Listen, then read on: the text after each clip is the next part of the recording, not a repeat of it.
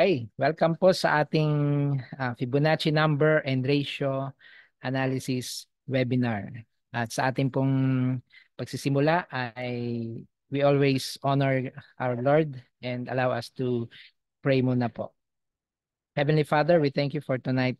We thank you for the participation of our guests, of our attendees, Panginoon. And we pray, Panginoon, na ang knowledge na ito about Fibonacci number and ratio analysis ay magamit namin para sa aming trading journey and ma-achieve namin, Panginoon, ang mga trading objectives namin using these concept and using the Fibonacci retracement tool, protektahan at palaguin ang knowledge na ito na mahahayag sa aming kalagitnaan ay tunay, Panginoon, na magamit namin para sa iyong kapurihan sa pamamagitan ng aming trading activities. Loobin mo, Panginoon, na kami ay maging makapagbigay ng tulong sa unang-una sa aming mga mahal sa buhay at sa lahat ng nangangailangan, Panginoon. Maraming salamat po. Pagpalain mo po ang bawat isa. Palain mo po ang Tikmil, si Ma'am Sally, at ang aming endeavor, Panginoon, ay iyo, Panginoong, i-bless, Panginoon. I-bless nyo nga po, Panginoon, ang aming mga efforts na ito. Ito po ang aming taimtim na dalangin at hiling sa tanging pangalan ng iyong bugtong na anak, ang aming Panginoong Jesus. Amen. Amen. Okay. So, muli po, magandang gabi sa bawat isa. At ang ating pag-uusapan ay medyo naririnig na siguro natin noon. Siguro show of hands, sino na nakarinig ng Fibonacci retracement or yung Fibonacci na term? Pwede bang mag-react na raise hand or ganyan o heart react? Yan. Sino na sa atin, sa mga attendees natin ang naka-encounter? Yan, si Ma'am Marceline. Okay, so ngayong gabi, thank you po Sir Joseph. Ngayong gabi ay aaralin natin or we look in uh, mathematical concept. Ayan. Yung paano siya nabuo ba talaga. Ayan. Siguro hindi natin pa nakikita yung part na yon at yun ang titingnan natin ngayong gabi. And then later on, mag-move tayo dun sa paggamit talaga sa kanya using MT4. Yun. MetaTrader 4. Paano natin siya ipaplat and paano natin siya gagamitin sa ating mga trading activities. Okay. So, ang Fibonacci number ay sequence or sunod-sunod na numero na kung saan ay meron silang uh, inherent relationship sa isa't isa. Okay, so ang Fibonacci number ay generally nag-start sa 1. Ang kasunod na number niya ay 1. Ang pangatlo ay 2. Ang pang-apat ay 3, then 5, then 8, then 13, 21, 34. Yan. So pag nakita mo yung mga numbers na yan at sinulat siya in that Fibonacci number, yung mga yan. And yung Fibonacci number ay there are infinitely many Fibonacci numbers. Yon. So napakarami niyan pero ang kaya lang nating i-grasp ay yung mga first few 20 numbers siguro or less, even less numbers. Ngayon, ang relationship nila sa isa't isa ay napakasimple lang. Ang relationship nila ay yung susunod na number, sum lang pala siya nung naunang dalawa sa kanya. So yung 2 is just the sum of yon plus yung naunang number sa kanya. Okay, so 1 plus 1 equals 2. Okay, so in that same concept or manner or process, yung 3 is just 1 plus 2, kaya naging 3. And yung 5 is 2 plus 3, yung 8 is 3 plus 5, yung 13 is plus 5 plus 8, ayun, yung 21 is 8 plus 13. Now, 34 is just 13 plus 21 and so on and so forth. Ayan. So napakasimple lang, basic na basic ang relationship ng mga Fibonacci numbers sa isa't isa. So they go in order and in sequence. So generally, pwede nating sabihin na 2 talaga ang unang Fibonacci number. Kasi hindi mo mabubuo yung 2 kung wala yung ah, unang dalawa na 1 and 1. So basically given na yung 1 and 1. At ang first, pwede mong i-claim na ang first Fibonacci number is 2 because para mabuo mo yung 2, kailangan mo yung masunod yung ruling na ang Fibonacci number is the sum of the first two numbers. Yon, in the sequence. Okay. So titingnan natin ang relationship ngayon ng mga Fibonacci numbers sa isa't isa at lalabas yung tinatawag natin na ratio. Yan. Kaya nagkaroon tayo ng Fibonacci ratio is because may pag inobserve natin. So ang sequence of numbers ng Fibonacci ay 2, no? Kasi siya yung unang result ng 1 plus 1, di ba?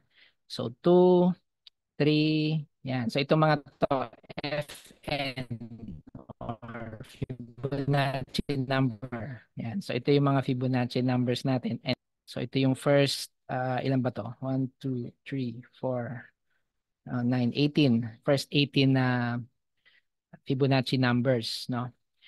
Now, we observe pagka kinuha mo yung ratio nung uh, unang number, yung susunod na number, which is 3, doon sa naunang Fibonacci number. So, 3/2. Kaya yung ratio, 3/2. So, ang magiging result nun is 1.5.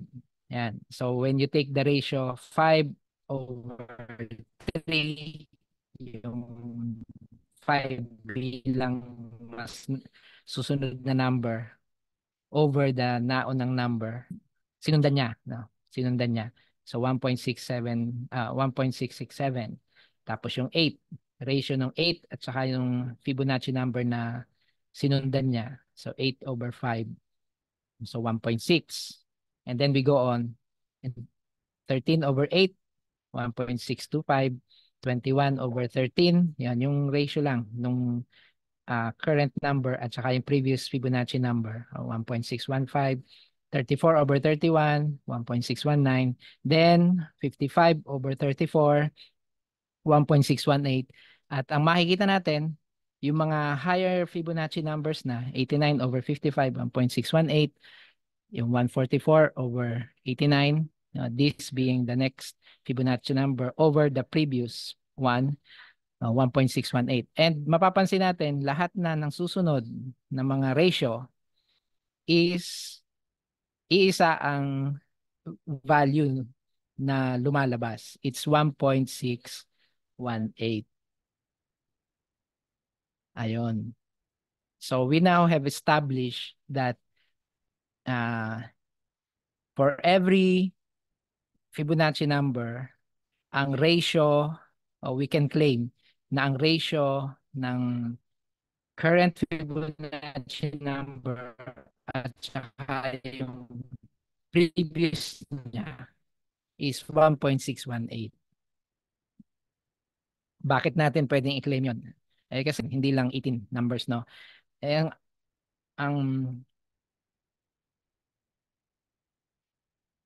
ang reasoning naman paano tong mga to? Negligible na kasi sila, no? Negligible. Ilang, kumbaga, 2, 4, 6 items lang sila of the infinitely many numbers.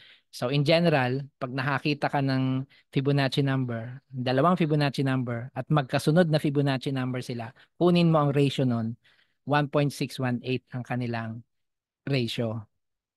Ayan. So 1.618 now turns to be an important ratio sa Fibonacci numbers, yung relationship nila. Okay. So tatandaan natin yan. At may gamit yan later on sa atin. Ano pa ang mga Fibonacci ratios? Yan. Ngayon naman, kinuha natin ang ratio nung baliktad naman, yung nauna at saka yung current. So, yung nauna sa kanya, so, ano ba, nandito tayo sa Fibonacci number na 3. So, kukunin natin yung ratio nung nauna, which is 2, and then siya, yung current natin, 2/3. So, 0.0667.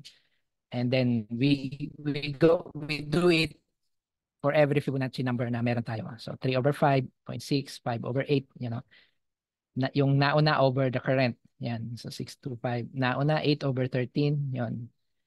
61 pa 0.615, 21 13/21, 6.619, and then 21/34, 0.618, and then from then on, yun na yung nagiging ratio niya. Ratio nila. Yung nauna over the current. Ayan. So 233/377, ang ratio nun ay 0.618. Ayan. And the rest, for every Fibonacci number, they exhibit the same ratio. And therefore, we take on 0.618 as an important Fibonacci ratio.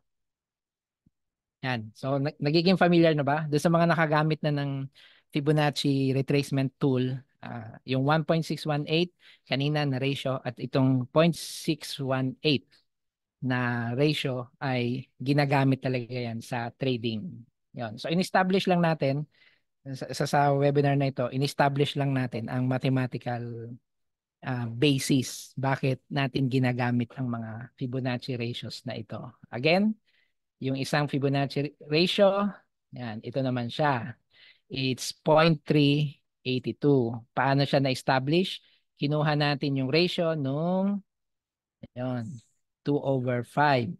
Meaning, kung ito ang kino-consider mo na Fibonacci number, yung number na Fibonacci number 2 positions away from the current one. Yan. So 2/5, 3/8, yun no. Yan. And then 8 ito 13, 5/13. Ayun. Ito naman ay 8/21. Ayun. Then 13/34. Yun. And since dito sa 13/34, 0.382 na. Okay? So, clear naman, no? So far. So, na-establish natin ang another important Fibonacci ratio at magagamit natin to sa ating trading at kaya natin nakikita to na bakit ito ba yung ginagamit at paano ba siya na-derive. Na-derive siya in terms of the relationship between the Fibonacci numbers. Ayun, may basis siya. Hindi siya yung hinulaan lang. Diba? Trip ko lang na point ganyan. Hindi, may basis siya. Sana ma-appreciate natin na pag ginamit natin yung Fibonacci retracement tool ay alam ko ang dahilan bakit yan 0.618, bakit yan 1.618, bakit yan 0.382. Okay, ano pa bang ratio? Ayun. And siguro ito yung last. Actually, may isa pa yung, so dito ang ratio naman ay, kung ito ang Fibonacci number na kino-consider mo, kunin mo yung pangatlo prior to him. Yun. So 2/8, 3/13. Yan. Sunod-sunod yan. At ma-establish mo na 0.236 is a Fibonacci ratio din. At magagamit natin yan at ginagamit natin yan sa ating trading. Okay? May isa pa dyan actually at assignment nyo na. Yun namang pang-apat. Yung relationship, yung ratio between 2 and 13. At yung gap na yon na 1, 2, 3, 3 Fibonacci numbers in between, magbibigay din yan sa atin ng ratio. So, i-observe nyo lang at yun na yung inyong kumbaga practice sa side nyo. Ano kaya ang magiging ratio nun in the long run? Okay, so ang ating mga Fibonacci ratios based sa ating analysis na nakuha ay 1.618, 0.618, 0.382, and 0.236. Yan. At pagka nag-trade tayo, itong mga ratios na to ay importante. Key levels, key price levels ang titingnan natin kung saan sila babagsak na pag ginamit natin yung Fibonacci retracement tool makikita natin mamaya saan pumabagsak na price level yung mga ratios na yan at ang approach natin, aabangan natin. Doon tayo mag-i-engage sa chart. Ayun.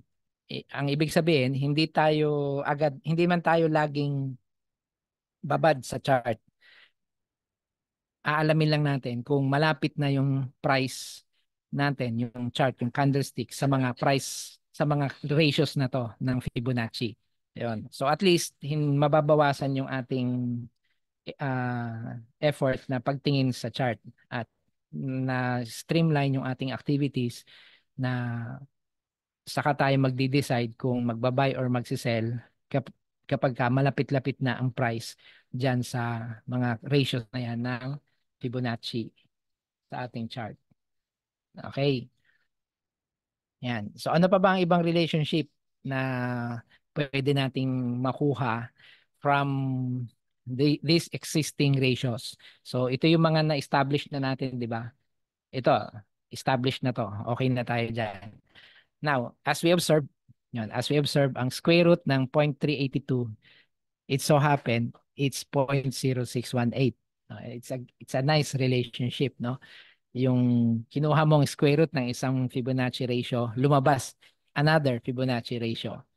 Pinag-multiply mo ang isang Fibonacci ratio sa sarili niya, lumabas yung isang Fibonacci ratio. Kinuha mo ang difference ng dalawang Fibonacci ratios, lumabas ay isa na namang Fibonacci ratio. Ayan. Sa mga math fanatics dyan ay itong number theory, quote unquote, na relationship among numbers ay mapapangiti ka dyan kasi wow, may relationship sila at lumalabas na umiikot lang yung relationship na yon, na-establish mo na may relationship din sila.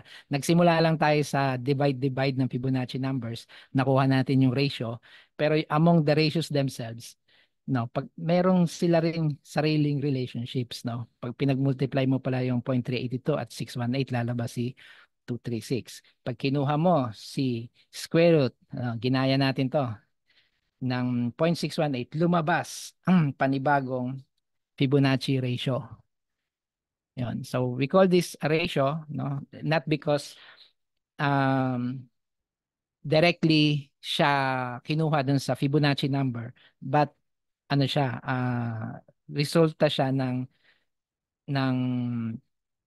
ng iyong manipulation, mathematical manipulation sa isang Fibonacci ratio na may na-establish mo na. So itong square root of 0.618 lumabas 0.786 and we will take that as another Fibonacci ratio. And the square root of 1.618, yung ating unang nakuhang ratio, ang lumabas ay another important Fibonacci ratio which is 1.272.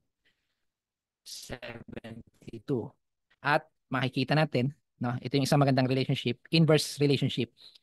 Ibig sabihin, pag kinuha mo ang reciprocal ng Fibonacci number na 1.6, Fibonacci ratio na 1.618, ang lalabas ay yung 618 na ratio. In a similar manner, pag kinuha mo yung reciprocal nito, meaning yung 1 over 0.618, ang lalabas dyan ay 1.618. Ayan. So, napakagandang relationship sa numbers and Fibonacci ratios themselves. Okay. So, meron tayong dalawang panibagong Fibonacci ratio based sa slide na to at ilang mathematical manipulation. So, meron na tayong how much? Yan. 1, 2, 3, 4, 5, 6 Fibonacci ratios na magagamit natin sa ating trading.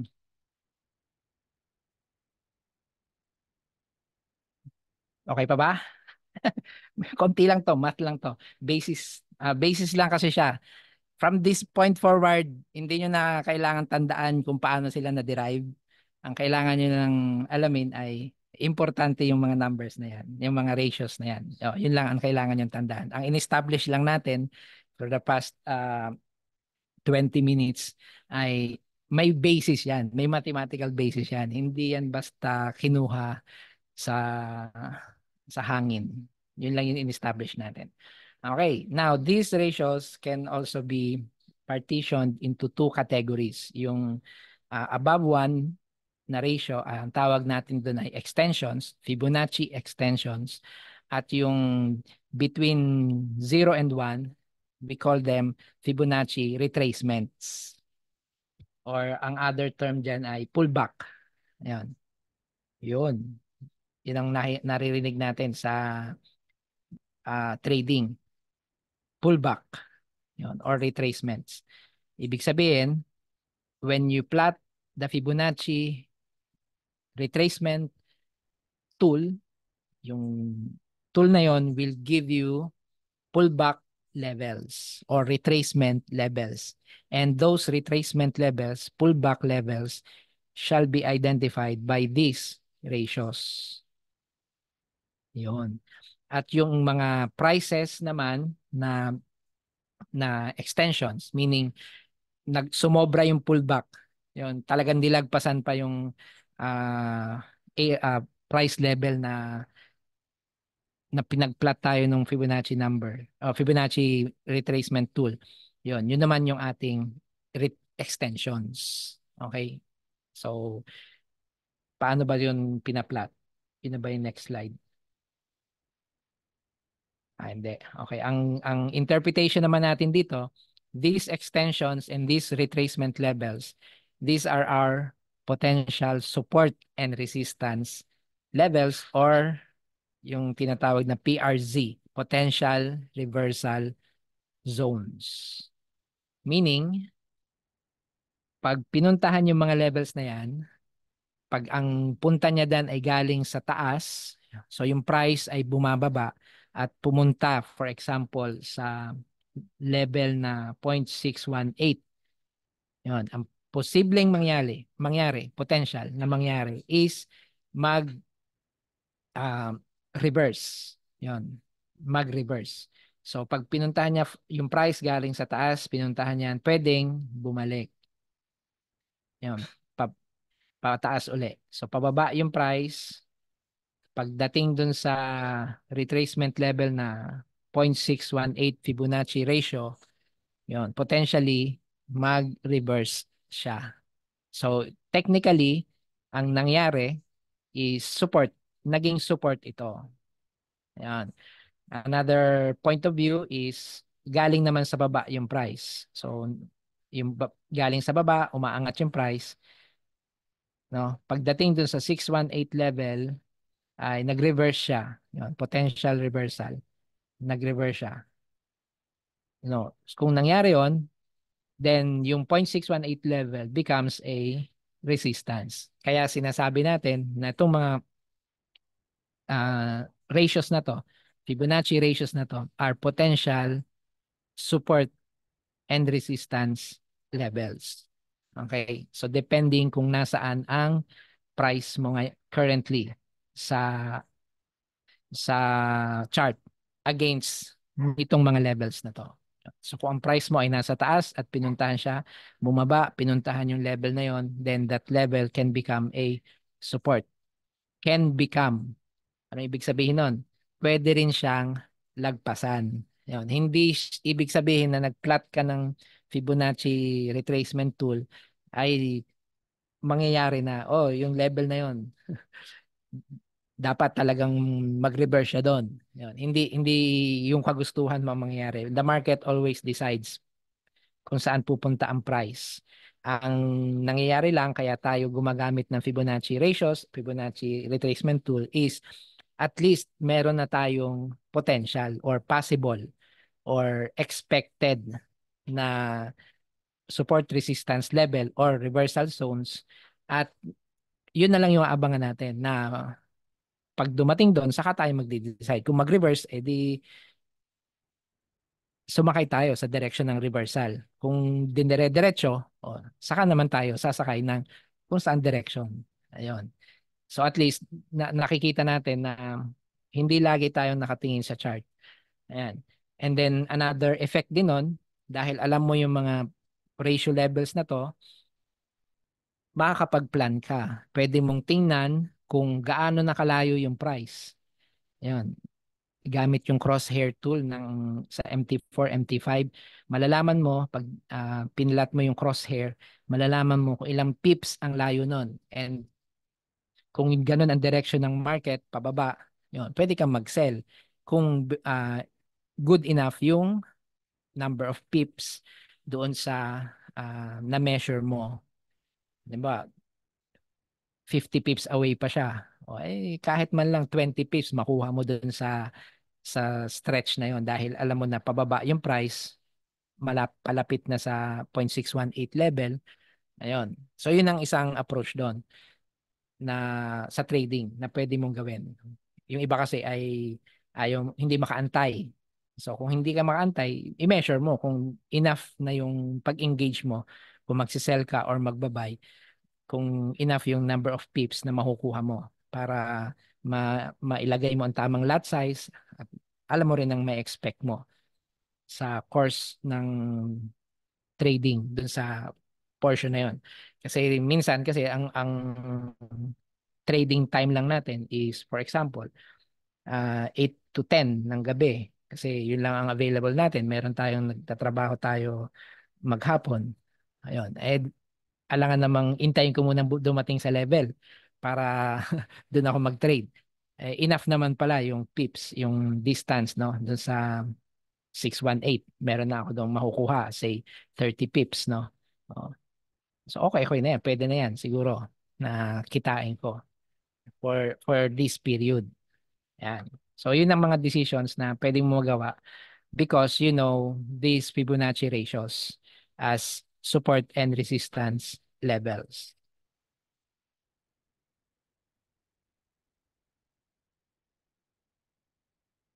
Okay, so ito na yung sasagutin nating sunod. How do we plot or draw these ratios in the chart?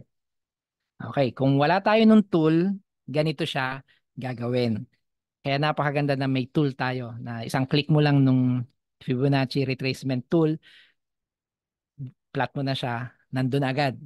Papakita na sa'yo. Pero bago natin gawin yon, bago natin gamitin yon, ay gusto kong ipakita kung paano talaga siya manually ginagawa para ma-appreciate natin na uh, yung effort na ginawa ng developer nung tool na yon sa ating MT4 is pinagaan niya ang trabaho talaga natin, ang ating trading activity. Yan. So ganito siya ginagawa kung wala yung tool.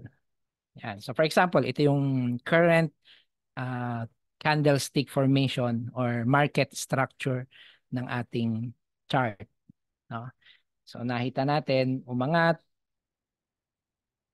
no, umangat, bumaba, umangat, bumaba, umangat ulit, bumaba, umangat, bumaba, paangat. Yan. So ang pwede nating i-consider ay itong dalawang portion na to.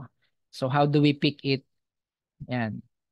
Yung pinakamataas sa candlestick formation at saka yung pinakamababa sa candlestick formation.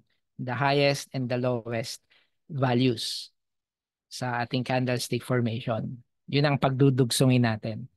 Okay, so bago mo mapagdugsong, syempre kailangan alam mo yung value, yung highest value nun at saka yung lowest value.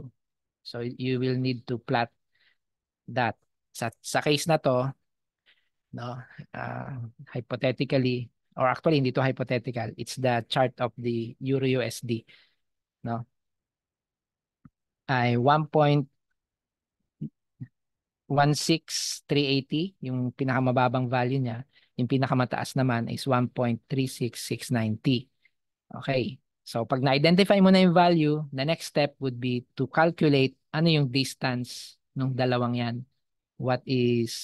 How far itong dalawang to sa isa't isa. Yun ang gagawin natin next. Yan. So madali lang yun. Minus lang yun. So 1.36690 minus 1.16380. Ang lumabas ay 0.2031. Okay? Yes, Sir Joseph. In any time frame.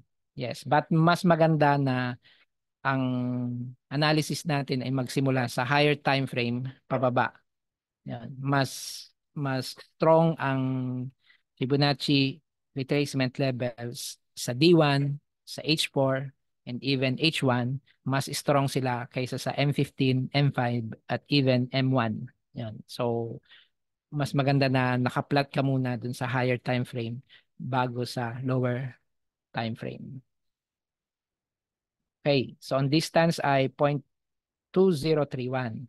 Now, dito natin gagamitin yung ratio na nakuha natin kanina. At i-multiply natin yung per ratio na yung Fibonacci ratio, 0.2316, 0.382, 0.618, 0.786. Ito ang mga retracement levels. Tama? Retracement levels. Kasi yung 1.272 at saka 1.618 extension levels na sila. Yun.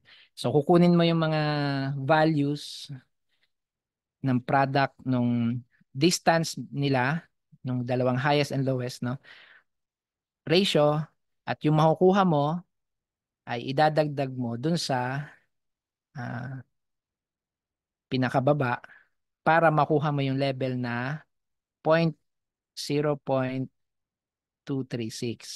Yun ang Fibonacci level. Okay?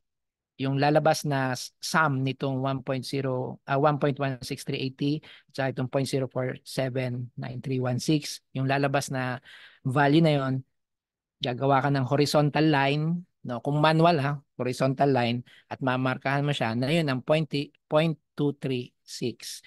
At gagawin mo yon for every Fibonacci ratio. Yun. So i-add mo to dito, lalabas yung 318, no?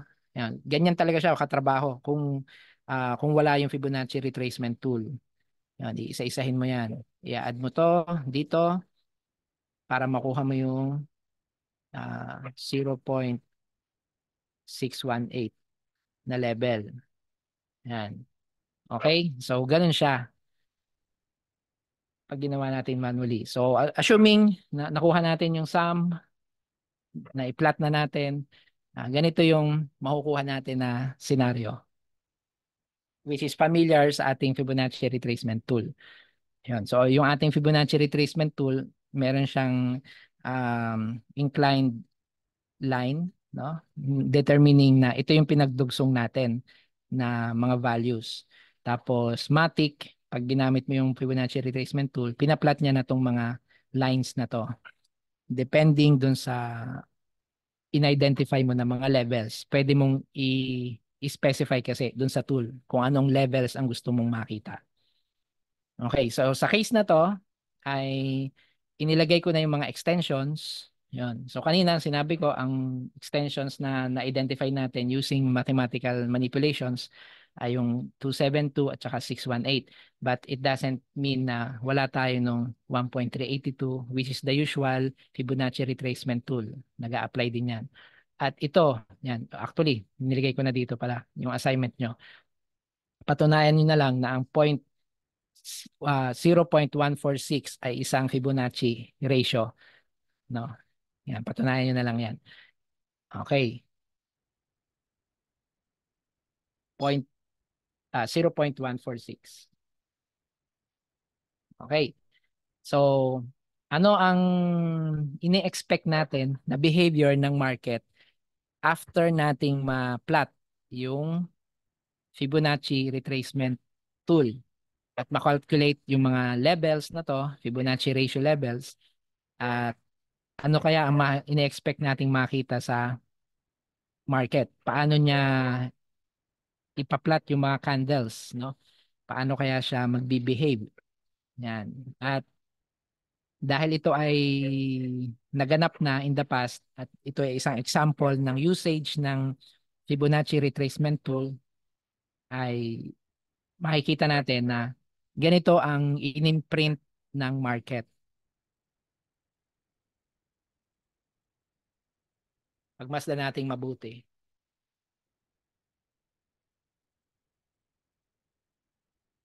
So dito tayo nagsimula, no? Yan. So ito yung last nating candle. Yan. Anong ginawa ng market?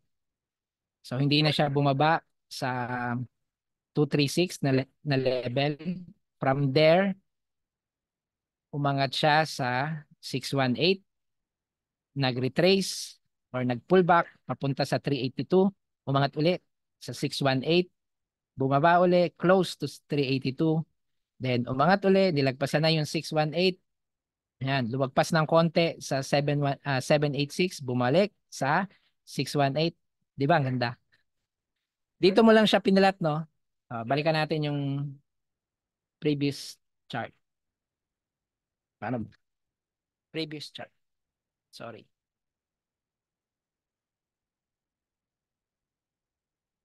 Yan. Nung unang-una, wala tayong idea kung saan pupunta. Pero nung maiplat natin yung Fibonacci retracement,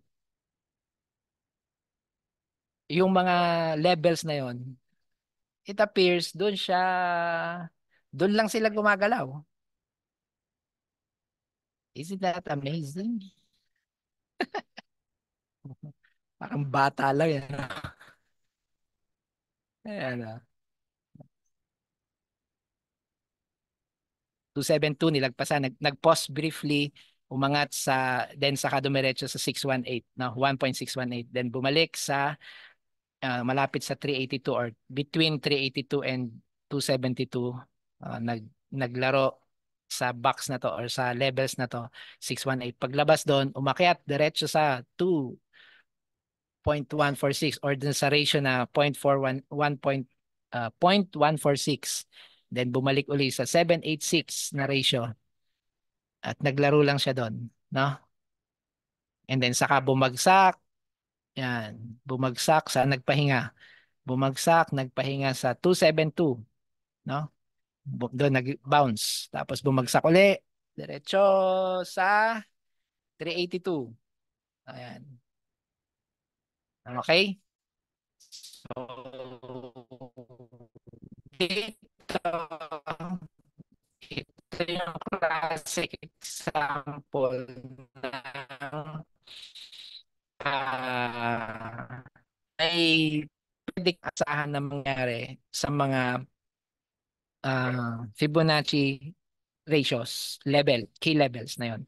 No? So pag nagtitrade tayo at retracement tool, na-identify mo ang mga ratios, then doon ka mag-antay at doon ka pwedeng maglagay ng TP, doon ka pwedeng maglagay ng beyond that, doon ka pwedeng maglagay ng SL. Yan. So at least meron ka ng forecasted or forecasting yon na forecast mo na saan siya maglalaro, saan sila pupunta ang market, posibleng pumunta ang market. Yan. Any questions so far? Mag-demo na tayo, no? MT4. Ay, nag-plot na pala ako. Nakikita yung chart?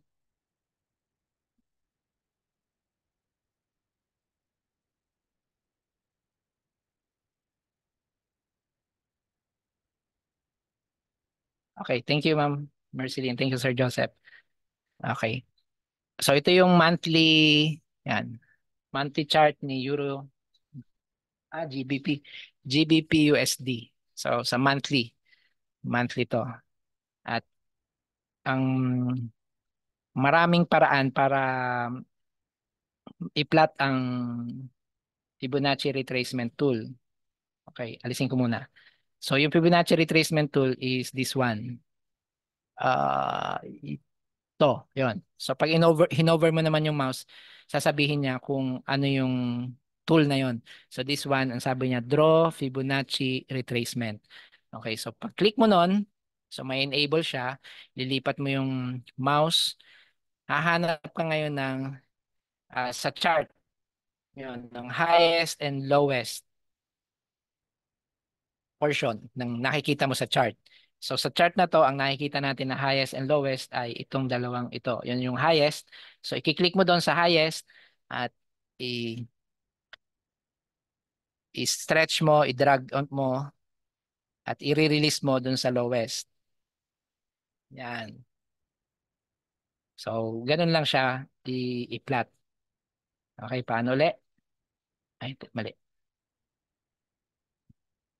So from your menu toolbar, yan, hanapin mo yung Draw Fibonacci Retracement Tool. Click mo siya. Pag enabled na, hanapin mo yung pinaka-highest portion sa chart and i-connect mo sa lowest portion. So yun yung basic, no? At yun na ang iyong Fibonacci retracement levels. Paano palitan o paano dagdagan ang Fibonacci retracement level? Kailangan i-select mo yung Fibonacci retracement na pinilat mo.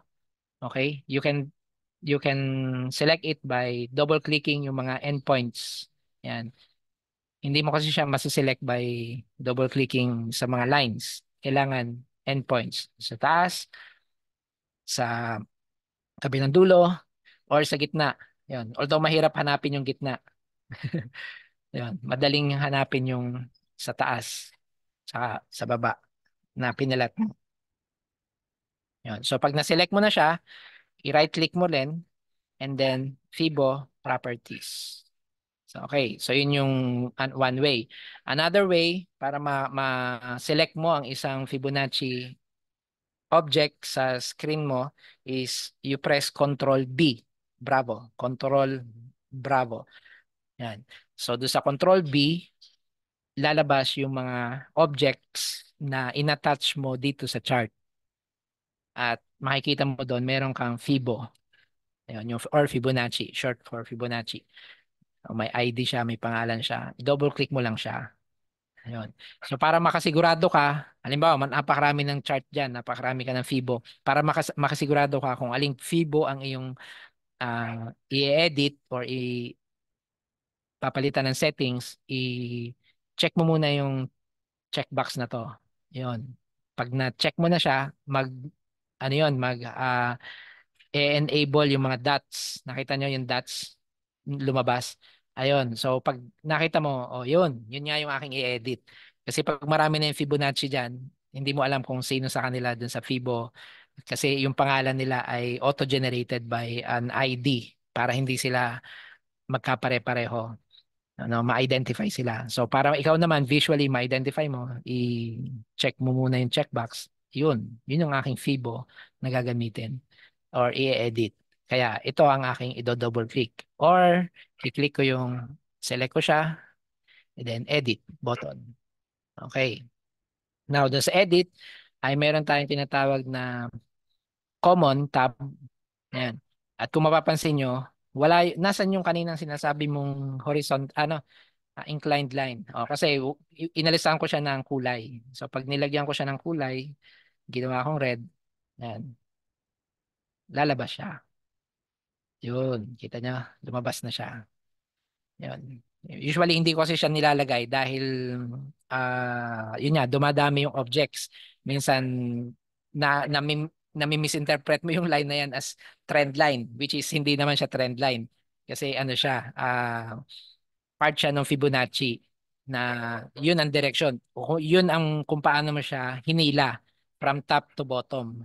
Ayun. Kasi pagka magbigay tayo ng isang example, no? Isa pang Fibonacci na hinila from bottom to top. Pagka bottom to top naman, so for example, ito yung hinila mo.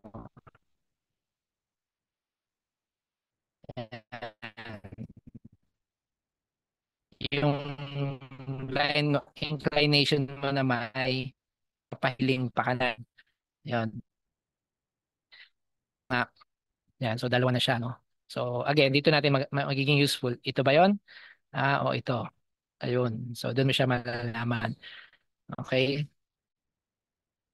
And usually, tinatanggal na nga natin yung line na 'yon para hindi natin siya mapagkamala na trend line. Baka makapag-trade tayo dun sa line na 'yun eh. Yari. Okay? Yan. So mag-focus lang muna tayo siguro sa isa. Sa nauna nating trend line. Okay, so yan. At ang mga levels na ginamit natin ay 0, 23.6, 38.2, 50, although walang ratio na 50, no? Walang Fibonacci ratio kasi hindi mo siya madiderive mula sa Fibonacci numbers, but um, sa Fibonacci retracement tool, ginagamit siya at nilalagay na rin natin siya. In time, pwede mo rin siyang alisin kasi nga bihira siyang i-respect, no? Bihira siyang uh, kumbaga doon mag-reverse, no? Bihira. Yan, katulad dito sa pagkakaplat na to, no? Nilagpas-lagpasan lang siya. Ayan. Pero nilalagay siya commonly. Yung ding 0 at saka 100, no? Or 0 or 1 ay nilalagay natin dahil para alam natin yung kung at least alam natin yung top and bottom na kinuha natin. Inalis na nga natin yung line. Idagdag na lang natin tong top and bottom ng ating Fibonacci retracement tool. Okay. So nandito na ang 7618 at 78.786. Ayan. So from this drawing, ang strategy mo ngayon is mag-aabang tayo kung ngayon malapit tayo sa 382. So ang posibleng mangyari dyan is dalawang case lang naman. Lagpasan niya at pumunta siya dun sa 50 or even dun sa 618, no? Or ma-reject siya, bumalik siya sa 23.236 or even dun sa 0.146, no? Ayun, yung kung gusto mo siyang isama. So papaano siya isinasama yung mga levels na yon na wala dito? Control B. Oh, sorry. Yun, dahil wala yung ano ba? 0.146. No, ito ay 14.6%. So may konting math lang. Yan. Yun, para makita natin siya.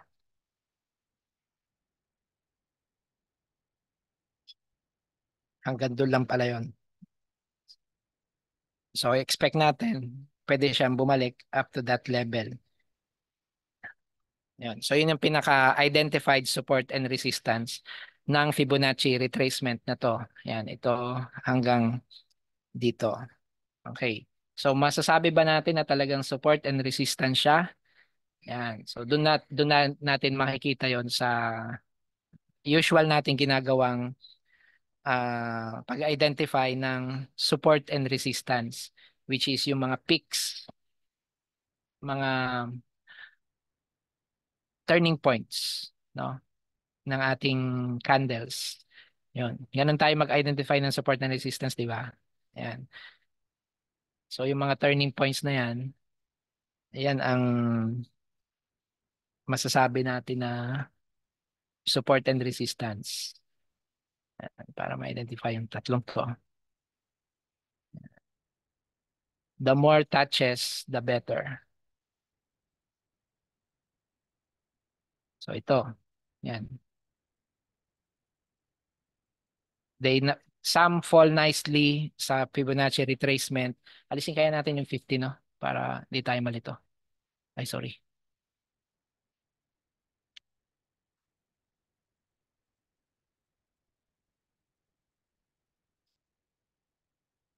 Alisin natin yung 50. Yun. Paano ba mag-alis? O hanapin mo yung level na gusto mong alisin. Yun, yung 0.5, delete. Then, okay. Yun. So, para wala na siya.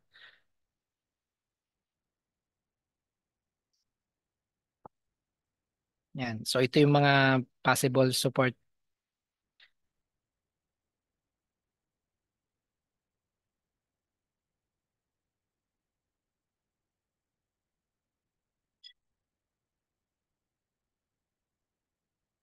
Yan. So, yung Fibonacci retracement along with your support and resistance strategies, no?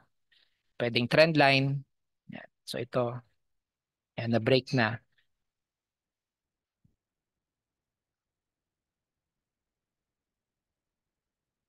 Yan. So they help each other.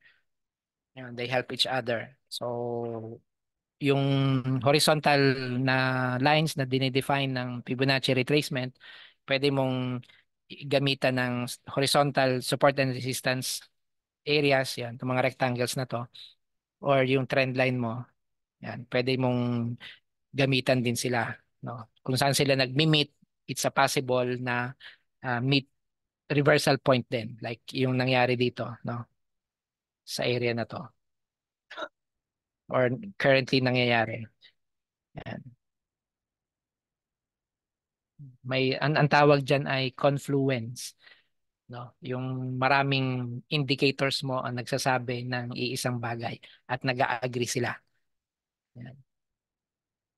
Okay, so that's one way to plot um, Fibonacci retracement.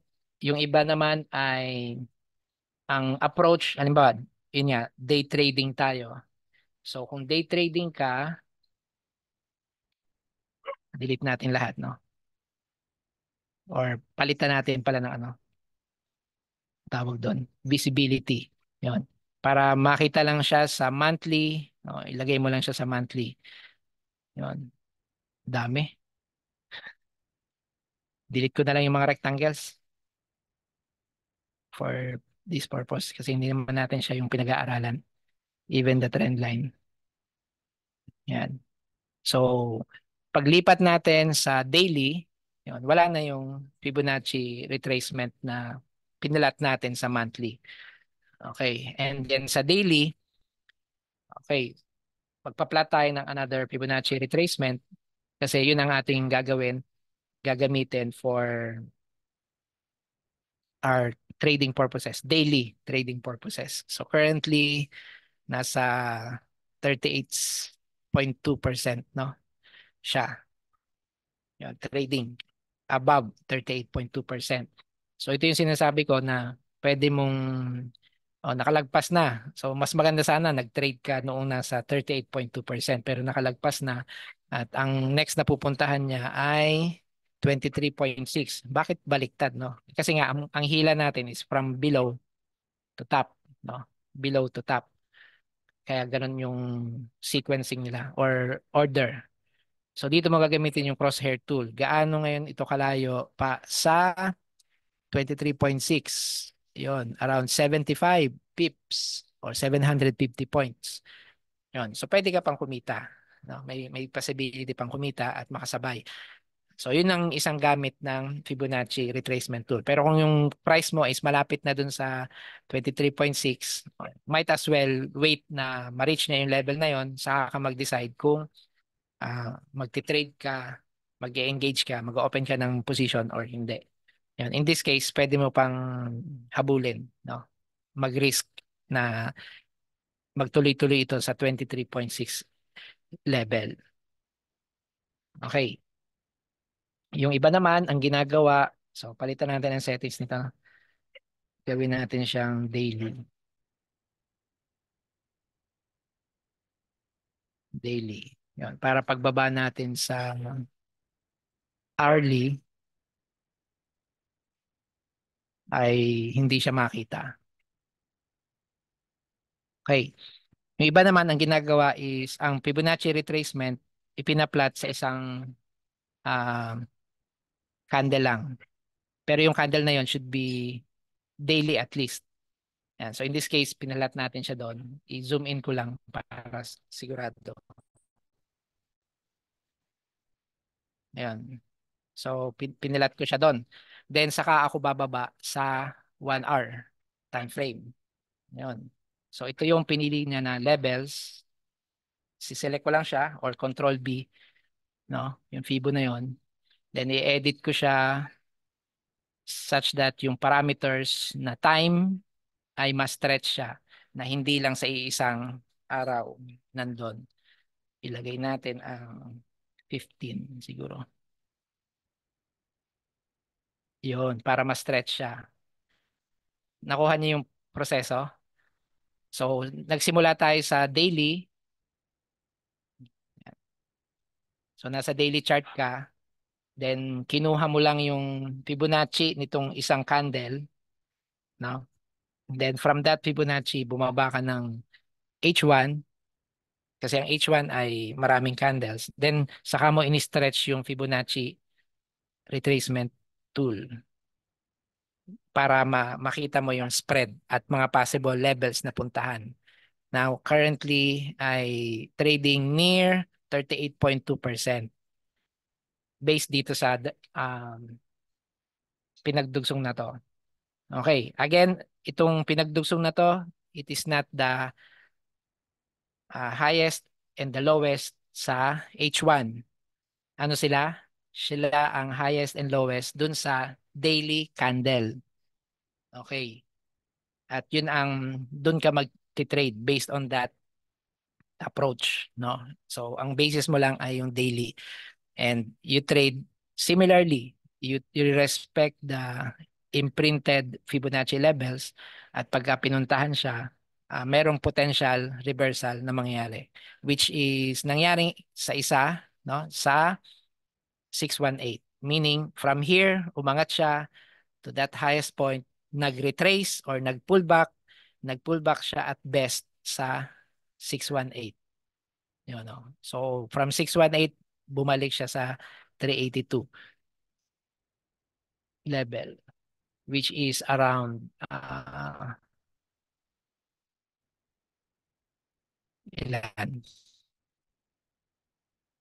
100 o 13 pips. 13 nga ba? Ayun, 13 pips. Yun. So kahit naka 5 pips ka dyan or 8, pwede na rin. Yun. In just 2 hours.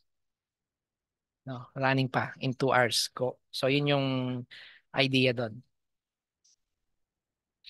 Kung nasabayan mo naman na umangat siya dito at nakita mo itong pagbagsak na to. So double ang iyong kinita from here.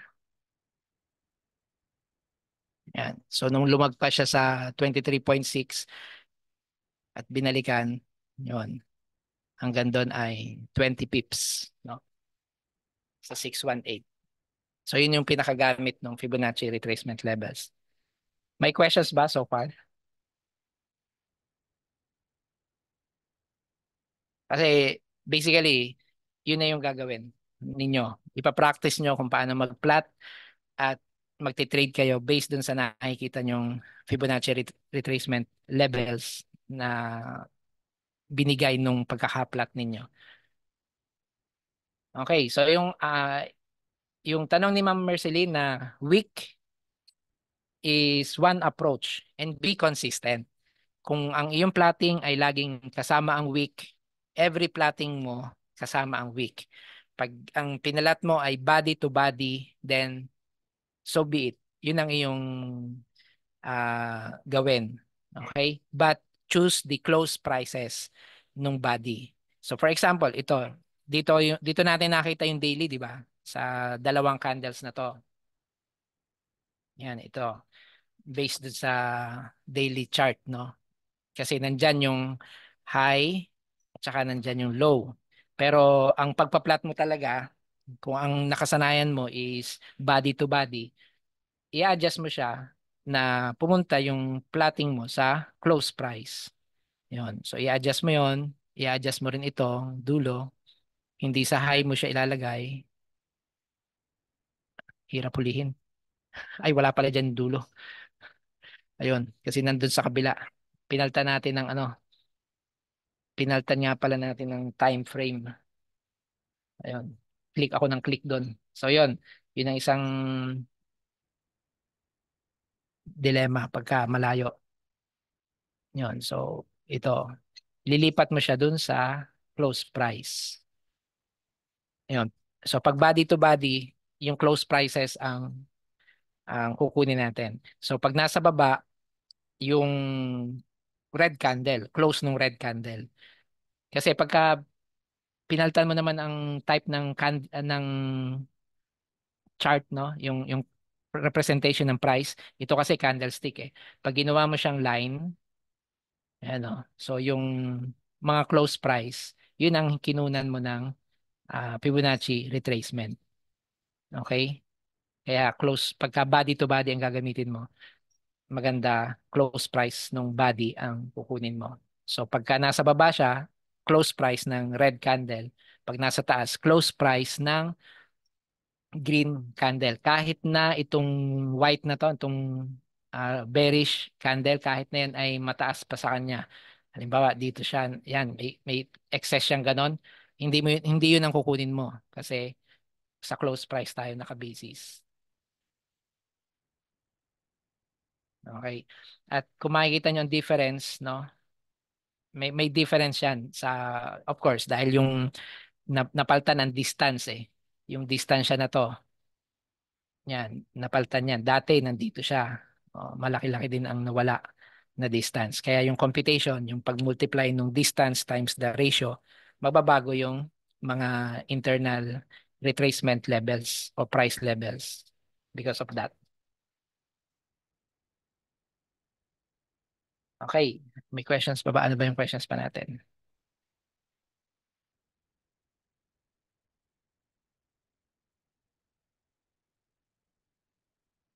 May difference po ba ang pag-plot top, bottom, bottom, top?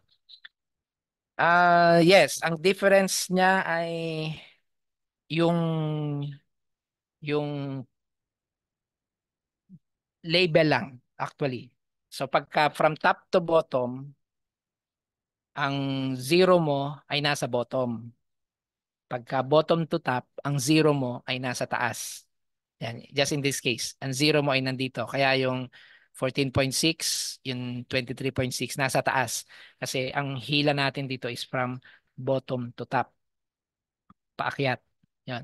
Kaya naman siya naging zero is because retracement levels ay pullback levels. So meaning from here, pull back siya. Ayun. So ito yung ang idea, yung zero level, yun ang reversal level or pullback. Doon siya nag-turn.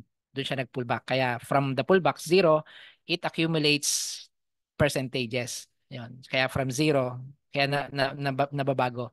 Pagka ang stretch mo ay from bottom to top, ang zero nasa top. Pag ang stretch mo ay from top to bottom, ang zero ay nasa baba para pag pullback, yung increment, no? Increment from 14.6, 23.6, no? Yan, yung 38.2, yan. So makikita mo yung increment ng pullback, yung paglaki ng pullback. Kaya magkaiba doon lang ang pagkakaiba nila. Pero in terms of price value, pareho lang, no? Yun ang kagandahan. Pareho lang. Yung kinompute mo na, halimbawa, binaliktad mo, yung kinompute mo na price value ng 618, pareho lang yun sa price value ng 382. Kahit nagkamali ka, ginawa mo tong from top to bottom, pareho lang yung price value na yun. Kasi nga, yung ratio na yun ay na-establish natin na inversely proportional sila. May konting proportion. You get 386 sa 618, you get 618 sa 386 to 36 from 618. Magaganon. Yun yung dahilan. No? Kaya kahit magkamali ka ng hila, ay pareho pa rin yung level na makikita mo, price level. Except na, of course, mas maganda nga sana na naging consistent ka na yung zero level, yun ang turning point. Kaya nag increment ito pababa dahil nga ang hila mo ay pataas. At ito namang isa ay nag increment pataas dahil ang hila mo ay from top to bottom. Yun lang naman. But the price level remains the same. And yung approach mo pa rin remains the same. Ibig sabihin, pag in-approach yung level na yon, kahit na yan ay ito ay mali ang hila mo, basta in-approach yan, alam mo na potential mag-reverse dyan. Ayun. Okay? May questions pa ba?